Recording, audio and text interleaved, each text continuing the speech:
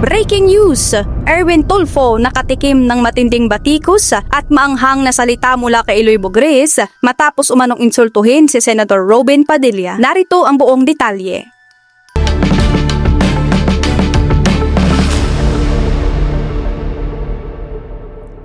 Umiinit ang talakayan sa social media matapos magpakawala ng matitinding salita at matalas na pangbabatikos ang kilalang vlogger at commentator na si Eloy Bugres laban kay Senator Erwin Tulfo. Ito ay kasunod ng napaulat na umano'y pag-insulto sa kanyang kapwa mambabatas na si Senator Robin Padilla. Nagsimula ang tension nang mag-viral ang ilang pahayag at usap-usapan sa kamara at sa mga online forum kung saan umano'y nagbitiw ng patama o sarkastikong komento si Tulfo patungkol sa kakayahan at pagganap bilang senador ni Padilla. Bagamat kilala si Tulfo sa kanyang matapang at direktang pananalita, hindi ito pinalampas ng mga taga-suporta ng aktor politiko. Sa isang masidhing livestream video na mabilis na napanood ng libo-libong netizen, tahasang pinalaga ni Eloy Bugres ang naging gawin ni Tulfo. Sa kanyang pahayag, hindi nagtipid sa maanghang na salita si Bugres upang ipagtanggol si Padilla. Binigyang diin niya na walang karapatan ang sinumang senador o kinatawa ng mababang kapulungan na maliitin ang kapwa naglilingkod sa bayan. Dagdag pa ni Bugres, dapat umanong maging ehemplo si Tulfo ng profesionalismo sa gobyerno na sa halip na gumawa ng mga pahayag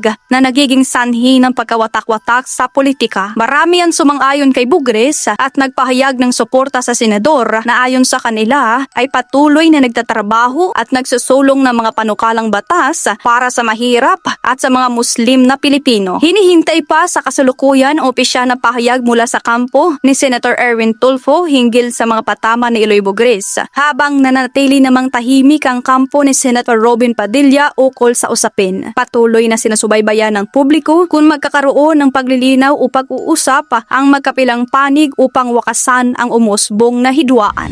Para sa mga susunod pang update sa mainit na balitang ito, manatiling nakatutok dito sa Pinas News File. At para sa karagdagang detalye, narito at panoorin natin ang full video. Kupal ng bilat sing Eloy na buisit ko ni pinakakontra ko gid sa lahat ang bilat sing Eloy ni sa nga si Erwin kapangit-pangit pinisang iyo di taya. This court was established, was created, the impeachment court, for the Vice President and Vice President only. This should be her time. Ano This ba? should be her forum, not our forum here na ilabas natin ang salubin natin, mga sagot natin sa mga akusasyon, mga kaso laban sa atin. And this is not also the time, Mr. President, Mr. Presiding Officer, na hanapin yung mga kasama nating nawawala, nakakulong. Dapat po doon sa Senado natin. Yuta mo! Bilat sing Eloy ka, gago! You di why are you attacking your fucking colleagues? Why do you attack Senator Robin Padilla just because he wants to clear his name? He is being accused by the fucking NBI, who is a laughing stock of our government today, when they're supposed to be the most high fucking messiah. When it comes to investigation, Senator Robin Padilla should be credible, should have fucking integrity, should be honorable, because that court has been built not only to impeach VP Sara, that court has been built with integrity, honor, for everybody, for the public to have trust in you and to the rest of the judges. Now, if there is now a hearsay or chismis that Senator Robin, or it's being accused of obstruction of justice because he allegedly helped Bato escape Senate, then where is he supposed to clear his name? Take it to the press? Take it to Facebook? Take it to court? That's f***ing stupid. It is not your radio station anymore. That is not your program anymore where you can rant and attack people, let alone ranting and attacking your own senators there. It is not right for you to belittle them just because they want to clear their name. That is not about emotions. That is not about ranting. That is not about anything else. That is to uphold the integrity of the court. If someone is being accused of a crime, you cannot just you do not have fucking integrity. You are not credible. Then what are you supposed to do? To have fucking judgment and not be fucking partial. He is not supposed to fucking be given importance to explain himself? Saan sa mag-explain sa Facebook? You have to remember you are not an announcer anymore, Mr. Erwin Tulfo. You are so furious because this 26 minutes you consider is a waste of time. You could not even get yourself to investigate flood control when you stole the Blue Ribbon Committee from Marcoleta, who was so fucking adamant and ready and focused to find culprits who receive money of the taxpayer people. You are not in proper decorum when you were insulting Senator Robin Padilla. You did not have that fucking right. The Filipino people has the right to fucking know. Bakit siya na-alleged sa obstruction of justice? It is the proper time and forum and place for that matter for him to fucking say his piece. Pupunta siya mag-explain sa ng self sa korte? Kagagusi mo. You should be given, each of you should be given a fucking time, at least 26 minutes, to explain yourself. Why don't you fucking explain about your forgotten wealth? Where the fuck did you get your fucking jet planes? How in the hell are you able to maintain lifestyle with 10 fucking mistresses and countless bastards? Where the did you get the money to pay your countless staffs? You are telling people that 400 million, you were able to save it by being a cheap broadcaster? Who the are you kidding? You're not even a seasoned journalist. You are a mere vlogger during your time even. Nag-fake ka ng pangalan mo sa Amerika, you were not able to explain it. You do not have integrity. You fucking announce to the world that you love your wife and you do not have any mistress, when in fact I have all the evidence that you presented another woman, your mistress and your bastard in Senate. If there is someone that should not be given this honor, that is you. Wala ka sa integridad. You do not have any moral ascendancy. You cannot explain your fucking self why you presented your mistress in Senate. Ang nilista mo, ang totoo mong asawa, tapos ang dinala mo sa opisina mo, kabit mo. So where do you fucking get the audacity and the gall to insult Robin Padilla? Bilat Sing Iloy, you want everybody to be in jail in order for Sara Duterte to get convicted. It is not going to happen. You will never get the 16 votes. According to our constitution, no matter what it is, unless a seat of a Senate has been terminated or it is vacant, it will always stay as 24 senators. Kahit ikulong niyo pa silang lahat, basta hindi vacated, wala patay, 24 pa rin. Ikakaut niyo pa rin si Bato, ikakaut niyo pa rin si Jinggoy, ikakaut niyo pa rin si Marcoleta. That is the constitution and you cannot simply bend that law. Gago kang Bilat Sing Iloy mo. You do not even have the heart and conscience to talk about flood control. You refuse to talk about it. That is the job assigned to you. You cannot, you refuse. It's not that you cannot. You don't want, you are abusing this fucking position that was given to you. You do not know any shit in Senate. You complain about your own colleague. You attack your own colleague for a 26 minute that he needs to make sure to uplift his honor, to maintain the integrity and pride of your court. And now for you, he should not have been given that privilege. Why? Bilat Sing Iloy, ginapato-patuan sa istorya si Ruben, hindi pwede masalita. Bilat Sing Iloy mo, in 26 minutes, fucking explain where the fuck did you get 400 million? Hama ka lang di putang, anong sir, may 400 million ka, tumaas ang salin mo nung nagkaroon, ikaw sa ano mo, party list mo na ASIC, saan mo kinuha ang perang yun?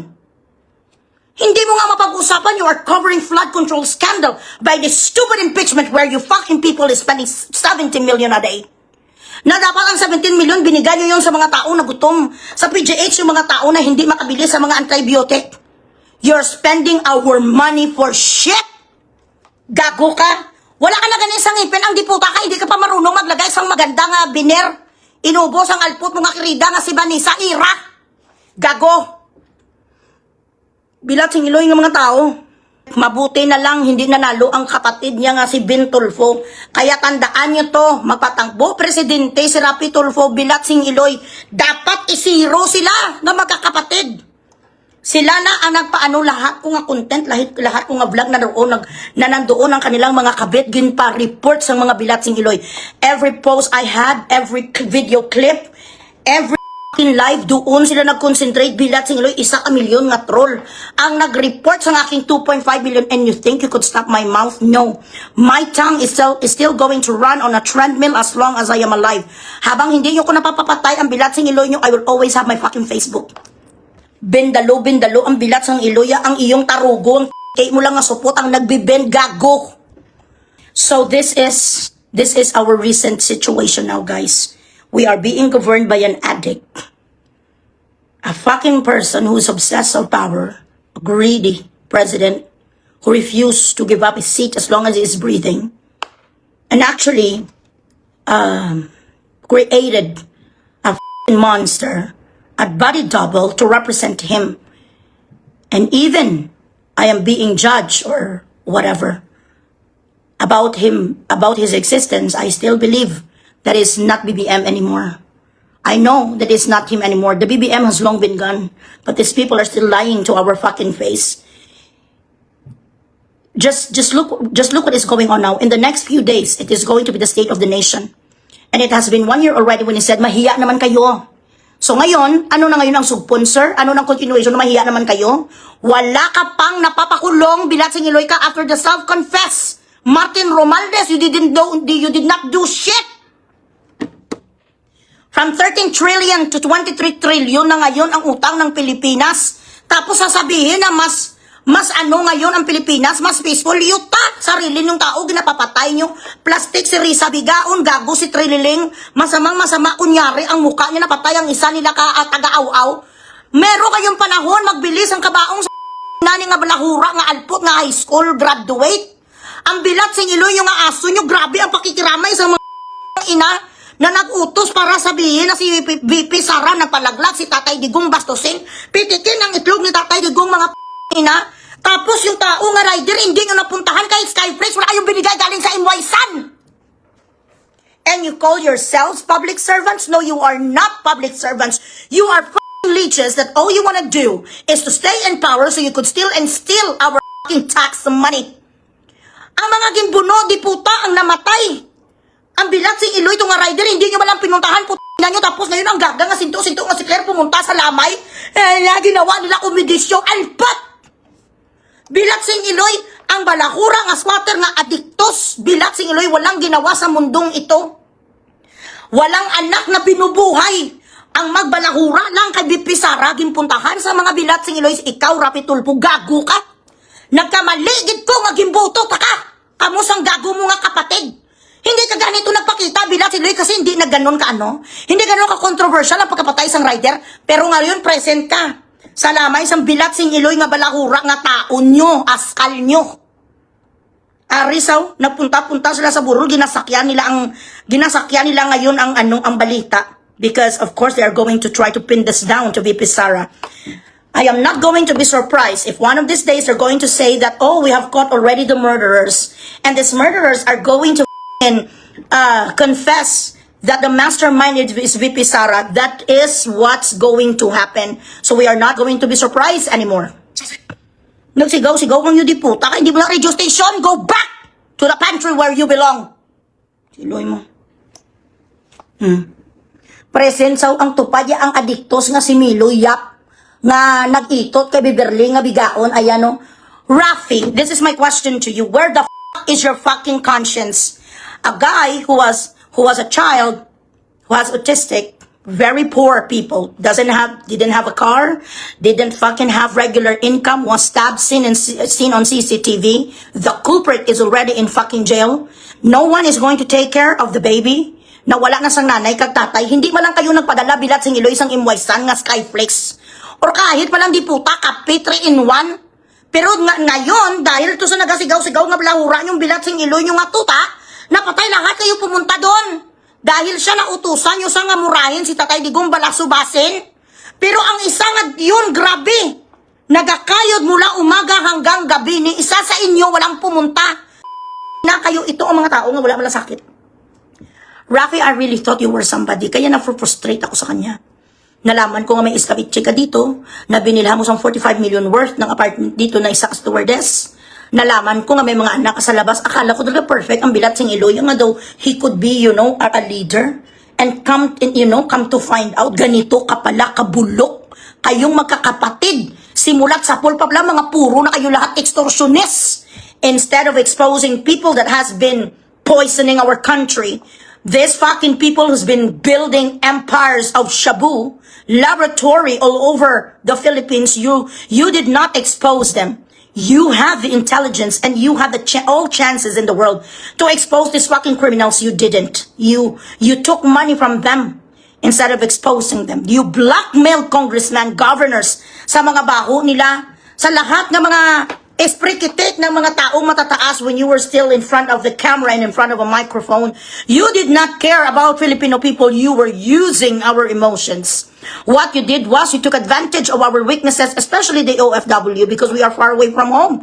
You made us believe that you were someone that we could actually rely on, but we couldn't. Kayo pala ang mga demonyo nga magkakapatid. Ginahian mo pa, ginahian mo ang mga waitress, kag ang mga puk man sila, pero hindi nila deserve hian. Binabayaran mo nga sila nga para himasin ang itlog mo habang lasing ka. Binabayaran mo sila pero tao pero sa the end of the day, ginahian mo sila rapi, ganon kakasapat. You abandon your wife, your original wife, and you abandon your daughter. So it is not a surprise anymore finding this out that you could also abandon the people of the Philippines by lying to our faces. Tapos, I don't know if it's real, kasi hindi naman official na nagsalita si Claire. Hindi naman official ang post na nagsalita siya, wag pangunahan ng Pangulo. Huy, bilat sing iloy mo. Kindness should not just come from a official, it could come from anybody. Mahiya kayo kay Ivana, nauna pa doon sa inyo si Ivana, magtulong kayo, ano? Di puta, kahit patis, bilat sing iloy, sos, wala nagdating doon. Kahit na malang kamunsil, wala nagdating doon, pero lahat ng mga alpot nagpa-istariray sa bigaon nga si Alicia. Si Alicia ngayon, pinasa ni Taning. Si Alicia ngayon, tutusas ang 1,000 bilat sing iloy nga mga kabataan ni Taning ang alpot nga si Alicia.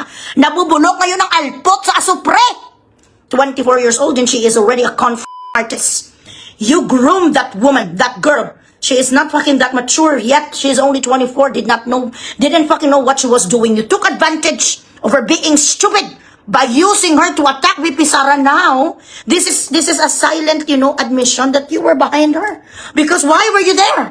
Why were you there? Why are you giving her this favor? You did not give a was alive. You did not post her. You did not thank her like what Kiko did. This King Kong. Maraming salamat, Alicia, sa pagganito mo sa akin. You did not know her before. You didn't give a fuck about her before. You did not even thank her on your page. Ngayon kay patay na, she will not hear you. Ngayon kay patay na marami ka ng salita, bilat sa ngilo, yung paplastik, ipokritong mga buisit. Maraming salamat po sa panunood. Manatiling nakatutok lamang dito sa Pinas News File para sa mga susunod na balita na ating tatalakayin.